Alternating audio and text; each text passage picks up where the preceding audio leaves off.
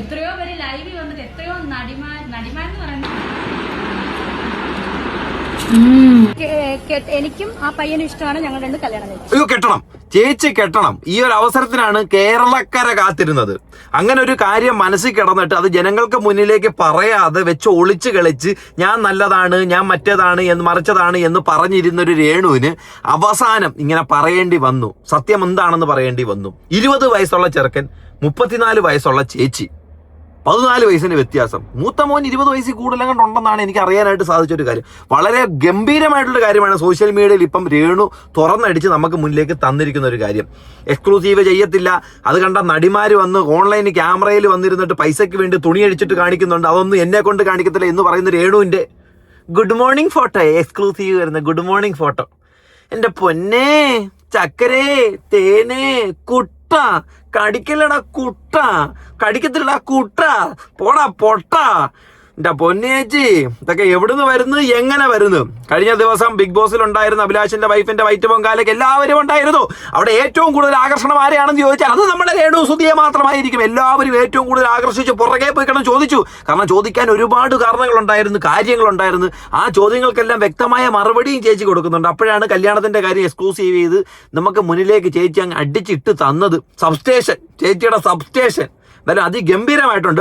അപ്പോൾ വീഡിയോയിലേക്ക് പോകുന്നതിന് മുമ്പ് വീഡിയോ ഇഷ്ടപ്പെടുകയെന്നുണ്ടെങ്കിൽ ലൈക്ക് ചെയ്യുക, സബ്സ്ക്രൈബ് ചെയ്യുക. വീഡിയോ മുഴുവനായിട്ട് കണ്ടിട്ട് നിങ്ങളുടെ കമന്റ് എന്താണെന്നുള്ളത് രേഖപ്പെടുത്തുക. പിന്നെ ഹൈപ്പ് കൊടുക്കാനുള്ളവർ മര്യാദക്ക് ഈ വീഡിയോയുടെ താഴെ ഹൈപ്പ് കൊടുത്തോണം. എപ്പോഴും എന്നെ കൊണ്ട് പറയിപ്പിക്കല്ലേ. പിന്നെ നമ്മുടെ രേണു സുധിയുടെ ഒരു ആൽബം കുറ്റിക്കാട്ടിലെ ഇളംകാറ്റ്, അല്ല അങ്ങനല്ല, എന്തോ അനുരാഗക്കാറ്റ് നമ്മൾ റിയാക്ട് ചെയ്തായിരുന്നല്ലോ. ആ വീഡിയോയുടെ 50% മാത്രമേ നമ്മൾ റിയാക്ട് ചെയ്തിട്ടുള്ളൂ. 11 ദിവസം കൊണ്ട് 25,000 വ്യൂസിൽ മാത്രം കിടന്ന ഒരു വീഡിയോ നമ്മൾ റിയാക്ട് ചെയ്തതിന് ശേഷം ഇപ്പം ഞാൻ നോക്കിയപ്പോൾ 34,000 35,000 ആയിട്ടുണ്ട്. അത് വളരെ മികച്ചൊരു പ്രകടനമായിരുന്നു നിങ്ങൾ കാഴ്ചവെച്ചത്. തളർന്ന് താങ്ങി തൂങ്ങിക്കിടന്ന ആൽബത്തെ നമ്മൾ വീണ്ടും സോഷ്യൽ മീഡിയയിലേക്ക് പൊക്കിയെടുക്കാനായിട്ട് ഈ കരങ്ങൾ കൊണ്ട് ശ്രമിച്ചു. അപ്പോൾ ഇനി രേണു സുധി ഒരിക്കലും പറയില്ല ഞാൻ പൈസ കൊടുക്കുന്നത് കൊണ്ടാണ്, ഞാൻ കണ്ടന്റ് കൊടുക്കുന്നതുകൊണ്ട് അവരെ അരി മേടിക്കുന്നത്. രേണു സുധി, ഞാൻ ഇട്ട് തന്നിരുന്നു നിനക്ക് 10,000 വ്യൂ കിടന്ന ചുമ്മാ വീഡിയോ ഞാൻ ഇട്ട് തന്നു. ഇനി ആ വീഡിയോയുടെ വീണ്ടും ഒരു 50% റിയാക്ട് ചെയ്യാനായിട്ടുണ്ട്. അതും ഞാൻ ചെയ്യുന്നുണ്ട് ഇന്ന് തന്നെ.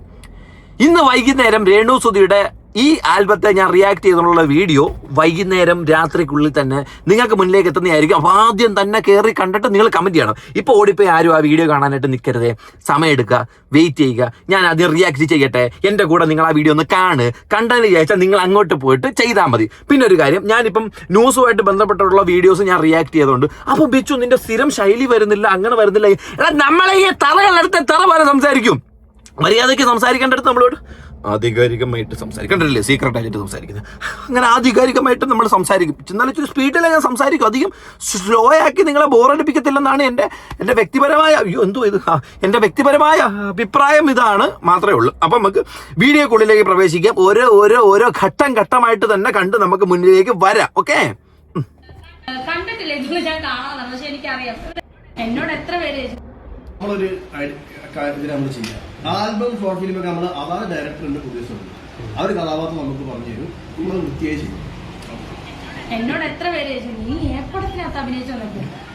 എന്ത് ഏപ്പടം, അതൊരു ആൽബം അല്ലേ. അപ്പൊ രേണു സുധിയുടെ ആൽബവും ഏപ്പടവും ഒക്കെ ഏകദേശം ഇപ്പൊ ഒരേപോലെ പോയിക്കൊണ്ടിരിക്കുന്നു. എന്റെ ബാക്കി റിയാക്ഷനുകൾ കാണുമ്പോൾ നിങ്ങൾക്ക് മനസ്സിലാകും. അതിലെ ഡയലോഗുകളൊക്കെ അണ്ണാ പഴയ ത്രേസ്യ കൊച്ചിന്റെ കാലത്തുള്ള ഡയലോഗുകളാ. ഇനി നീ അഭിനയിക്കാൻ പോകുന്ന ഡയറക്ടർ പറയുന്ന സീൻ ആ ആൽബത്തിൽ റൊമാൻസ് ആണെങ്കിൽ അത് കംഫർട്ടബിൾ ആണെങ്കിൽ അത് ഞാൻ ചെയ്തിരിക്കും. തുണി കുറച്ചൊന്നും അല്ല കാണിക്കുന്നത്. എത്രയോ പേര് ലൈവിൽ വന്നിട്ട് എത്രയോ നടിമാരെന്ന് പറയുന്നത് എത്രയോ ആർട്ടിസ്റ്റുകൾ ചിലവരൊക്കെ ഞാൻ കണ്ടിട്ടില്ല. ഇതൊന്നും ഞാൻ കാണാതാണ്, പക്ഷെ എനിക്കറിയാം ഇവരൊക്കെ ഇങ്ങനെ ലൈവിലൊക്കെ വരുന്ന ഒത്തിരി പേര് പേയ്മെന്റ് ഒക്കെ ചെയ്ത് ലൈവ് ഒന്നും രേണുസുധി ചെയ്യുന്നില്ലല്ലോ, അഭിനയിക്കുമല്ലേ ഉള്ളൂ. അഭിനയിക്കുന്ന ആൽബത്തിലാണ് അഭിനയിക്കുന്നത്. അതാണ്, അങ്ങനൊന്നും രേണുസുധി ചെയ്യുന്നില്ല. രേണുസുധി അങ്ങനെ പൈസയ്ക്ക് വേണ്ടിയിട്ട് വന്നിട്ട് ക്യാമറയ്ക്ക് മുന്നിൽ വന്ന് തുണി അഴിച്ചിട്ട് ഒരു ലൈവും ഒരു ഇൻസ്റ്റാഗ്രാം ലൈവും കാണിക്കുന്ന ഒരു കുട്ടിയല്ല. എന്തൊക്കെ ബഹളമായിരുന്നു പണ്ട് കാണിച്ചത്. ഇപ്പൊ എങ്ങനെ ഇരിക്കുന്നു, കടിക്കില്ലടാ കൂട്ട. എന്തായാലും അങ്ങനെ ആരും പറയത്തില്ലായിരിക്കും രേണു, അങ്ങനെ ആരും പറയത്തില്ലായിരിക്കും. പറഞ്ഞ കാര്യങ്ങളൊക്കെ ഓർമ്മയുണ്ടായിരുന്നെങ്കിൽ രേണു ഇപ്പൊ ആരായാലും സത്യത്തിൽ ആരായനമായിരുന്നു, ആരെങ്കിലും ഒക്കെ ആയനമായിരുന്നില്ലേ. എന്തായാലും കൊള്ളാരെയാണ്, വളരെ ഗംഭീരമായിട്ടുള്ള തീരുമാനങ്ങളാണ് പലതും നമുക്ക് മുന്നിലേക്ക് കാണിച്ചിട്ടുള്ളത്. ഇപ്പൊ എത്ര സബ്സ്ക്രൈബേഴ്സ് അറിയോ? 13,500 പേര്. 190 രൂപ വെച്ച് കൂട്ടിക്കഴിഞ്ഞാൽ 6.5 ലക്ഷം രൂപ മാസ വരുമാനം എക്സ്ക്ലൂസീവിനകത്തും. ഇതിന്റെ ഒരു റിയാലിറ്റി എന്താണെന്നും ഇത് ജനങ്ങൾക്കിടയിലേക്ക് എങ്ങനെ എഫക്ട് ചെയ്യുന്നതിനുള്ള റീൽ ഞാൻ കാണിച്ചു തരാം. വരെ ഇല്ലാത്ത നൊമ്പര പൂവിനായി, അത് 2,700 വെച്ചിട്ടുള്ള കാര്യം കാണിക്കുന്ന 5,70,000 സംതിങ് രൂപ ഒരു മാസം. കഷ്ടപ്പെട്ട് ബുദ്ധിമുട്ടി പഠിക്കുന്ന പിള്ളേര് മെഡിസിന് പോയി 7 വർഷം കളഞ്ഞിട്ട് വന്ന് ഡോക്ടറായിട്ട് വന്ന് പദവിയിലേക്ക് കയറുമ്പോൾ പോലും അവർക്ക് ഈ ഒരു എമൗണ്ട് കിട്ടി തുടങ്ങത്തില്ല. എന്നാൽ അവർ സുപ്പീരിയർ ആകുമ്പോൾ അത്ര എമൗണ്ട് കിട്ടുമോയെന്ന് ചോദിച്ചാൽ ചിലപ്പോൾ നല്ല നല്ല വലിയ വലിയ ഹോസ്പിറ്റലുകളിലും ഒക്കെ കിട്ടുമായിരിക്കും. അല്ലാത്തവരെ സംബന്ധിച്ച് ഇത്ര എമൗണ്ട് സ്വപ്നം കാണാൻ പറ്റുന്ന ഒരു കാര്യമല്ല. ഇതൊന്നുമില്ലാതെ രേണുസുതി കടിക്കലടക്കൂട്ടാ, നാക്കിട്ട് ഒരക്കട, എന്റെ പൊട്ടിയിരിക്കുന്നു നോക്കടാ, എന്റെ ചുണ്ട് പൊട്ടിയിരിക്കുന്നടാ നോക്കടാ. ഈ തൊലി ഞാൻ തൊലി പറിക്കണോ, നിങ്ങൾ വന്ന് പറിക്കോ? ഞാൻ കുറച്ച് പറിക്കാം, കുട്ടൻ വന്ന് ബാക്കി പറിച്ച് അവസാനം പറിച്ച് വെച്ച് കൊടുത്ത്. അയ്യോ സമാധാനം.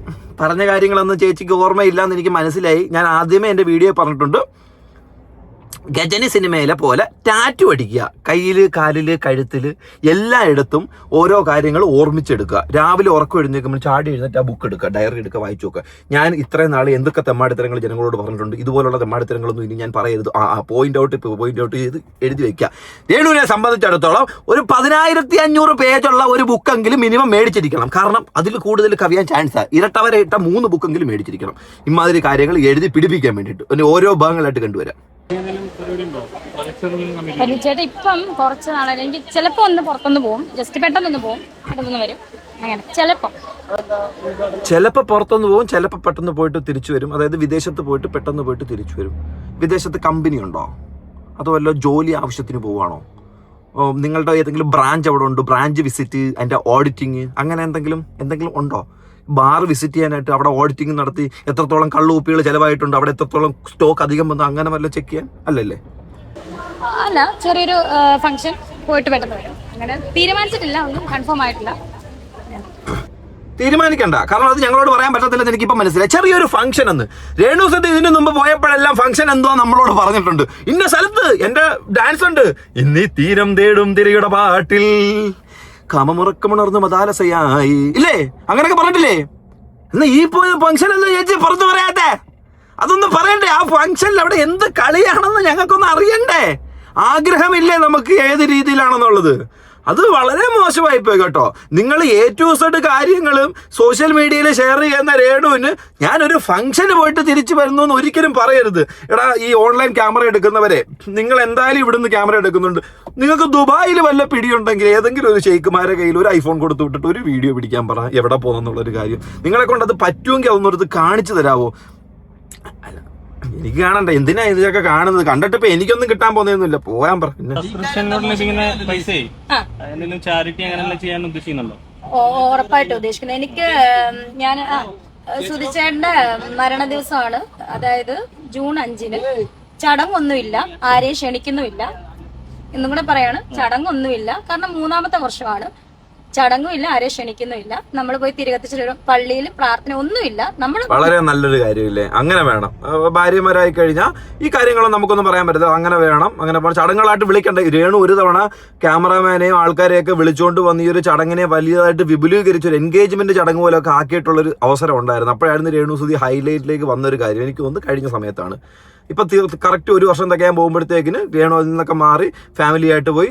അന്നത്തെ രേണുവിന്റെ തിരക്കുകളും കാര്യങ്ങളും എല്ലാം മാറ്റി വെച്ച് ഇനി തിരക്കുകളിലേക്കൊന്നും പോവാതെ, അല്ലേ? നല്ലൊരു കാര്യം. വന്ന് ആ ഒരു തിരിയെ കത്തിച്ച് അതിന് കൊടുക്കുന്ന ഒരു വിലയുണ്ടല്ലോ, ആ വില കൊടുക്കാനായിട്ട് രേണു തീരുമാനിച്ചത് അടിപൊളി. അങ്ങനെ തന്നെ വേണം. മാത്രം സ്വന്തമായിട്ട് പോയി പ്രാർത്ഥിക്കും, തിരിച്ചു വരും. അന്ന് എന്റെ ഒരു ആഗ്രഹം നമ്മുടെ അടുത്തുള്ള ഒരു അനാഥാലയത്തിൽ കുട്ടികളുടെ ഒപ്പം പോയിരുന്ന് ഫുഡ് കഴിക്കുക എന്നാണ്. എനിക്ക് തോന്നുന്നത് അടുത്ത ദിവസം ചിലപ്പോൾ ഞാനിന്ന് പുറത്ത് പോകുമായിരിക്കും, ഒരു ചിലപ്പോൾ. അപ്പൊ അങ്ങനെ എന്തെങ്കിലും ഷൂട്ടോ എന്തെങ്കിലും പ്രോഗ്രാം ഉണ്ടെങ്കിൽ ചിലപ്പോൾ ഞാൻ കാണത്തില്ലായിരിക്കും, മക്കളെ വിടും. ഇതാണ് അതിന്റെ ആഗ്രഹം. എടി, ആഗ്രഹം എന്ന് പറഞ്ഞാൽ നമ്മൾ നടപ്പിലാക്കാനും നമ്മുടെ കൂടെ പോകാനും ഉള്ളതാ. അതാ ആഗ്രഹം. അല്ലാതെ ഇപ്പം എന്റെ ഒരു കൂട്ടുകാരനോ എന്റെ ഒരു കൂട്ടുകാരിയോ അവരവിടെ പോകണമെന്ന് ഞാൻ അതിനെ ആഗ്രഹിക്കുന്നത്.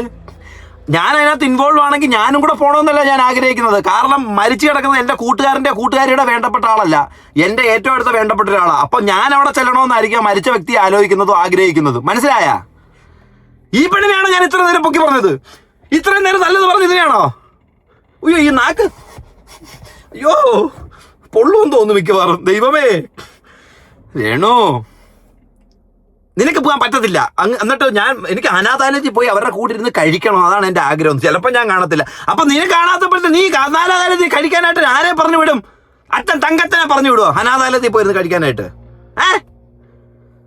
ആഗ്രഹങ്ങളൊക്കെ നോക്കി, ഇതൊക്കെ ദുരാഗ്രഹങ്ങളാണല്ലോ ദൈവമേ, ഈ ആഗ്രഹങ്ങൾ എന്ന് പറഞ്ഞു കൊണ്ടു കിടക്കുന്നത്. അത് മനസ്സിലാവുന്നൊരു കാര്യമല്ലോ കേട്ടോ രേണു.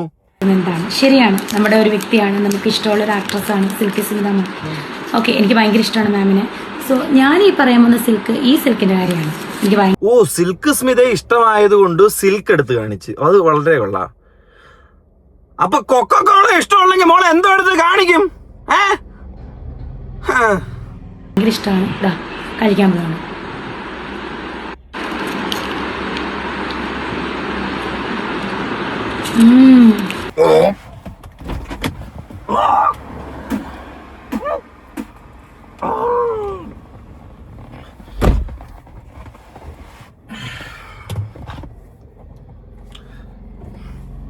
ഈ പോത്ത് ചവയ്ക്കുമ്പോ പോലും എനിക്ക് ഓക്കാനം വന്നിട്ടില്ല, ഇങ്ങനെ വന്നിട്ടില്ല.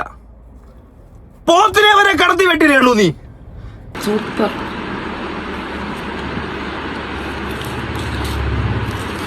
ലിപ്സ്റ്റിക് പറ്റി. ഇത് കണ്ടപ്പോ എനിക്ക് ഓർമ്മ വരുന്നത് എന്താണെന്നറിയോ?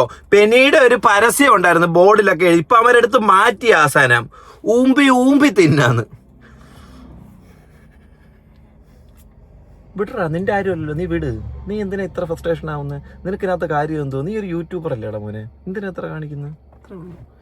എനിക്ക് മനസ്സിലാവുന്നില്ല രേണുയേ. കാറ് മൈലേജ് ഒക്കെ എങ്ങനെയുണ്ട്? സൂപ്പർ മൈലേജ് എന്നാ എന്നോട് ചോദിക്കില്ല, അതെനിക്കറിയില്ല. പക്ഷെ മൈലേജ് ചേച്ചി കിച്ചുവിന്റെ കാറ് കയറിയിട്ടുണ്ടോ? കിച്ചുന്റെ കാറ് കയറിയിട്ടുണ്ടല്ലോ. മൈലേജ് എങ്ങനെയുണ്ട്? മൈലേജ് എങ്ങനെയുണ്ട്? അത് നല്ലൊരു കാര്യമാണ്. അവരവരുടെ മൈലേജ് അവരവർക്ക് അറിയത്തുള്ളൂ. നമുക്ക് എത്ര മൈലേജ് എന്നൊന്നും ആക്ച്വലി നമുക്ക് അറിയാൻ പറ്റുന്നൊരു കാര്യമല്ല. അതിനിപ്പം നിങ്ങൾ പോയി രേണുവിന്റെ അടുത്ത് അവന്റെ കാറിൽ എത്ര മൈലേജ് ഉണ്ടെന്ന് ചോദിച്ചാൽ അറിയത്തില്ല. വേറെയൊക്കെ എന്തെങ്കിലും ചോദിച്ചാൽ അറിയാം, മൈലേജ് ഒന്നും അറിയത്തില്ല. ചുമ്മാ അടങ്ങിയില്ല. ഒരാളായിട്ട് കളിയാക്കുന്നതിന് അനക്കുന്നതിനൊക്കെ ഒരു പരിധിയില്ലേ? ആള് എന്തുവാടാ നിങ്ങളുടെ മുന്നിൽ വന്നിട്ട് എല്ലാ കാര്യങ്ങളും തുറന്നു പറയുന്ന ഒരാളല്ലേ, നിങ്ങൾക്ക് വേണ്ടിയിട്ട് കോണ്ടന്റ് ഇട്ട് തരുന്ന ഒരാളല്ലേ. അപ്പൊ നിങ്ങൾ അങ്ങനെ ചോദിക്കാം. പക്ഷെ നിങ്ങൾ ഇപ്പം ഉടനെ സൂചേട്ടന്റെ മരണസമയത്ത് ഞാൻ ദുബായ് വരെ ഒരു ചെറിയ ഫംഗ്ഷൻ ഒന്ന് അറ്റൻഡ് ചെയ്തിട്ട് അപ്പോൾ വരാമെന്ന് പറഞ്ഞില്ലേ? അത് എന്തുവാന്നൊന്നും പറഞ്ഞില്ലായിരുന്നു. എല്ലാ കാര്യങ്ങളും അവരോട് പറയുന്ന ആ ഒരു ചെറിയ ഫംഗ്ഷൻ എന്തോന്ന് പറഞ്ഞാൽ കാണുന്നത് നമുക്കൊന്നും അറിയാതെ. അല്ലെങ്കിൽ എന്താ കുഴപ്പമെന്ന് അറിയാം? നിങ്ങൾ ഈ ഫംഗ്ഷൻ എന്ന് പറഞ്ഞാൽ അവിടെ പോകും. 10ന്റെ അന്ന് ഈ ഫംഗ്ഷൻ എന്തുവാണെന്നുള്ളത് അതിന്റെ തെളിവ് സഹിതം എടുത്ത് ഇവിടെ നാട്ടുകാരുണ്ട് പുറത്തിടും. എന്തിനാ രേണു സ്വന്തം വായി തന്നെ ഫംഗ്ഷൻ എന്തോന്നങ്ങ് പറഞ്ഞിട്ട് പോയി കഴിഞ്ഞാൽ നമുക്കതും കണ്ടോണ്ടിരിക്കാമല്ലോ ഇവിടെ. അല്ല, അതും കണ്ടോണ്ടല്ലേ, അത് ഓർത്ത് ഞാനെന്തിനാ ഓർത്തിരിക്കുന്നത്? ആരെങ്കിലും ഒക്കെ അതൊക്കെ ഓർത്തിരിക്കണ്ടേ ദൈവമേ. എന്നാൽ ഈ ഫംഗ്ഷൻ ആരുടെ എവിടെ അറേഞ്ച് ചെയ്തത്? എത്ര രൂപയായിരിക്കും കൊടുത്തിരിക്കുന്നത്? വലിയ ഫംഗ്ഷനൊന്നും അല്ല, ഏതോ തട്ടിക്കൂട്ട് പരിപാടിയാ. എന്താ ഫംഗ്ഷൻ പോട്ടെ, നൈസ് ഫംഗ്ഷൻ. ദുബായ് ആയതുകൊണ്ട് വലിയ ഫംഗ്ഷനായിട്ട് നമുക്ക് എടുക്കാം. നീ ചേച്ചി കല്യാണ കച്ചേരി നമുക്കൊന്നിച്ചു കൂടാം. എനിക്കും ആ പയ്യനും ഇഷ്ടമാണ്. ഞങ്ങൾ രണ്ട് കല്യാണം കഴിച്ചു. 22 അല്ല 20 വയസ്സാണ്. എനിക്ക് ഇഷ്ടമാണെങ്കിൽ അവൻ ഇഷ്ടമാണ്. ഞങ്ങൾ രണ്ട് കല്യാണം കഴിച്ചു. 21 അതല്ല 21 ഇപ്പൊ ഏജ്. ഓക്കെ, അല്ല കല്യാണം കഴിക്കണം. അപ്പൊ 21 ആണേലും എനിക്ക് 34, ചെറുക്കന് 21 ആണേലും ഞങ്ങൾ രണ്ടും എനിക്ക് ഇഷ്ടമാണോ അവൻ ഇഷ്ടമാണോ ഞങ്ങൾ രണ്ടും കല്യാണം കഴിച്ചു. അയ്യോ, അങ്ങനെ തന്നെ വേണം രേണു, അങ്ങനെ തന്നെ വേണം. വിട്. അവിടെ നിൽക്കുന്നവർ തന്നെ പറഞ്ഞു രേണുവിനെ അങ്ങ് വെറുതെ വിടുന്നു. അതായത് എനിക്ക് 34 ആണെങ്കിലും അവൻ 20 ആയാലും 21 ആണെങ്കിലും ഞാൻ കല്യാണം കഴിക്കും. മിനിമം ക്വാളിറ്റി എന്ന് പറയുന്നത് 18 വയസ്സ് അല്ല 21 വയസ്സ്.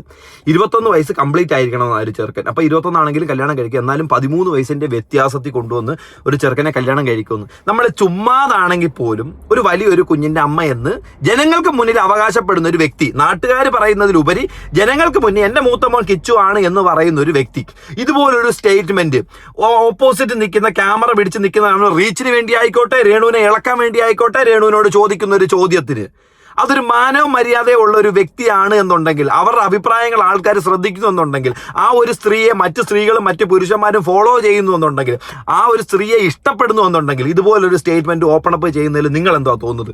ഈ വീഡിയോ കാണുന്ന നിങ്ങൾക്ക് ഒരു മകനുണ്ട്, നിങ്ങൾക്ക് ഒരു 10-21 വയസ്സുള്ള മകനുണ്ട്. നിങ്ങൾ ചിലപ്പം ഡിവോഴ്സി ആവാം, നിങ്ങൾ ചിലപ്പം വിഡോ ആവാം, എന്തോ ആയിക്കോട്ടെ, വോട്ടെവർ. നിങ്ങളൊരു next level next marriage plan ചെയ്യുന്ന ഒരു വ്യക്തിയായിരിക്കും എൻ്റെ ഒരു വീഡിയോ കാണുന്നത്. ആ സമയത്ത് നിങ്ങൾക്ക് മുന്നിലേക്ക് ഇതുപോലൊരു റിലേഷൻ വരുന്നു, അല്ലെങ്കിൽ ഇതുപോലൊരു കണക്ഷൻ വരുന്നു, അപ്പോൾ ഇതുപോലൊരു കാര്യം വന്ന് സോഷ്യൽ മീഡിയയിൽ ആൾക്കാർ ചോദിക്കുന്നു, പ്രത്യേകിച്ച് നിങ്ങൾ എന്താണെന്ന് പറയുന്നത് കേൾക്കാനും കാണാനും ആയിട്ട് ഒരു 10 പേരെങ്കിലും ഉള്ള ഒരു സാഹചര്യത്തിൽ ഇങ്ങനെ വന്ന് ചോദിക്കുമ്പോഴത്തേക്കിനും that's fine, I don't have any problem because I am living in USA, that's suppose to be water എന്നൊക്കെ പറഞ്ഞ് എനിക്കൊരു കുഴപ്പമില്ല, എൻ്റെ മകൻ്റെ പ്രായമല്ലേ ഉള്ളൂ, അതൊന്നും എനിക്ക് വിഷയമില്ല. അതിനോട് നിങ്ങൾ യോജിക്കുന്നുണ്ടോ? അപ്പോൾ ഈ രേണു കാണിക്കുന്നതും ഈ പറയുന്നതും ഏത് തരത്തിലുള്ള തെമ്മാടിത്തരങ്ങളാണ് കാണിച്ചുകൊണ്ടിരിക്കുന്നത്? കാണുന്ന നിങ്ങൾ തന്നെ കണ്ടിട്ട് മനസ്സിലാക്കുക. ഒരുപാട് ആൾക്കാർ അതിനൊന്ന് പരിചയം വിടുവോ, അതിനൊന്ന് പരിചയം വിടുവോ, വിട്ടിട്ട് പോടാ, ഇറങ്ങി പോടാ, പട്ടി പോടാ പോടാ പട്ടി എന്ന് വിളിച്ചെന്താണെന്നറിയോ? കുറെ പേര് കമന്റ് ചെയ്തിട്ട് പറഞ്ഞു ബിച്ചുവിന്റെ വീഡിയോ ഇഷ്ടമാണ്, ബിച്ചു ഇങ്ങനെ കിടന്ന് ദേഷ്യപ്പെടുന്ന ഇഷ്ടമല്ലാതെ പറയുന്നുണ്ട്, ബിച്ചു ഇങ്ങനെ ചീത്ത കളിക്കുന്ന ഇഷ്ടമല്ലാതെ പറയുന്നുണ്ട്. അതുകൊണ്ട് മാത്രമാണ് ഞാൻ മര്യാദ പട്ടി എന്ന് വിളിച്ചത്. ഇല്ല, ഇങ്ങനെ ആയിരിക്കത്തില്ല എൻ്റെ സംസാരം. വോയിസ് ആയിട്ട് എന്നോട് പറഞ്ഞ തന്തയ്ക്കും തളക്കും ഞാൻ വിളിച്ചിട്ടുള്ളവരാ, ഇനിയും വിളിക്കും. പക്ഷെ എന്നെ ഇഷ്ടപ്പെടുന്ന, എൻ്റെ കോമഡി ഇഷ്ടമാണ്, എൻ്റെ സംസാരം ഇഷ്ടമാണ്, നിന്റെ ആറ്റിറ്റ്യൂഡ് ഇഷ്ടമാണ് എന്നൊക്കെ പറഞ്ഞ് എനിക്ക് പേഴ്സണൽ മെസ്സേജ് അയക്കുന്ന ഒരുപാട് സ്ത്രീകളുണ്ട്, ആമ്പിള്ളേരുണ്ട്, എല്ലാവരും ഉണ്ട്. അവരെ ഓർത്തിട്ട് മാത്രമാണ് ഞാൻ മര്യാദയ്ക്ക് സംസാരിക്കുന്നത്. കടല കൂടുതൽ കളിക്കാൻ നിൽക്കല്ലേ. ശരി, എന്നാ അവസാനിപ്പിക്കുക. എനിക്ക് ഫ്രസ്ട്രേഷൻ ആയിപ്പോയി. AC ഇടട്ടെ കുറച്ച് നേരം. Bye bye.